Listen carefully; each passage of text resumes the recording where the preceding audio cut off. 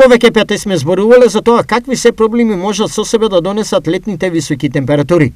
Како една од почестите појави се појавува воспалението на надворешниот канал на увото. Факторите кои што предрасполагаат, кои што влијаат за појавата на отитис екстерна се условите на висока влажност по време на годишните одмори поради капањето во вода.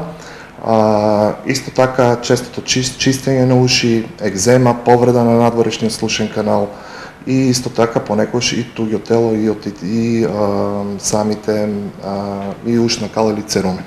Воспалувањето на надворешниот канал може да биде многу болно, а и еве како да се препознае. Оваа диагноза вклучува силна болка во увото, поради која често пациентите прибегнуваат кон прием на нестероидни противовоспалителни од типот на аналгин, кетопрофен, парацетамол за смирување на болката. Може да се чувствува и заглувнување на самото уво, поради лачење на секрет внатре во увото, поради оток на надворешниот слушен канал. Друга симптоматика која што може да се појави тоа е и температура, исто така и оток во областа на увото, исто така и воспалување на лимфните јазли. Лекувањето може да биде на различен начин, но се препорачува тоа веднаш да не се антибиотици. Изјава. Лекувањето, терапијата, многу е важно да се спомене дека не секогаш е антибиотска и не треба да се започне со системски антибиотик.